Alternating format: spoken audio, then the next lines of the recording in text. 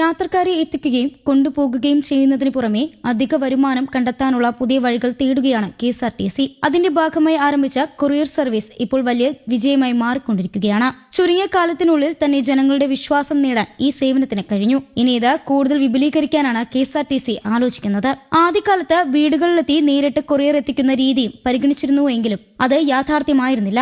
എന്നാൽ ഇപ്പോൾ സ്ഥാപനത്തിന് അധിക വരുമാനം വളരെ അത്യാവശ്യമായ സാഹചര്യമായതിനാൽ പുതിയ സാധ്യതകൾ വീണ്ടും പരിശോധിക്കുകയാണ്. ജനങ്ങൾക്ക് കൂടുതൽ സൗകര്യം നൽകാനും അതിലൂടെ കൂടുതൽ ആളുകളെ ഈ സേവനത്തിലേക്ക് ആകർഷിപ്പിക്കാനുമാണ് ശ്രമം.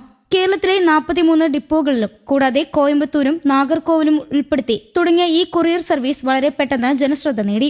സംസ്ഥാനത്തിനകത്ത് വേഗതയിൽ സാധനങ്ങൾ എത്തിക്കാമെന്നാണ് ഏറ്റവും വലിയ പ്രത്യേകത. സാധാരണക്കാരായ ആളുകൾക്കും ചെറുകിട വ്യാപാരികൾക്കും ഈ സേവനം വളരെ ഉപകാരപ്പെടുന്നുണ്ട്. 2 വർഷത്തിനിടെ 12 കോടിയിലധികം രൂപയാണ് ഈ സേവനത്തിലൂടെ ലഭിച്ച വരുമാനം. ഇത് KSRTCക്ക് വലിയ ആശ്വാസമാണ് നൽകിയത്. സാമ്പത്തിക പ്രതിസന്ധികൾ നേരിടുന്ന സ്ഥാപനത്തിന് ഇത്തരത്തിലുള്ള അധിക വരുമാനം ഏറെ പ്രധാനമാണ്.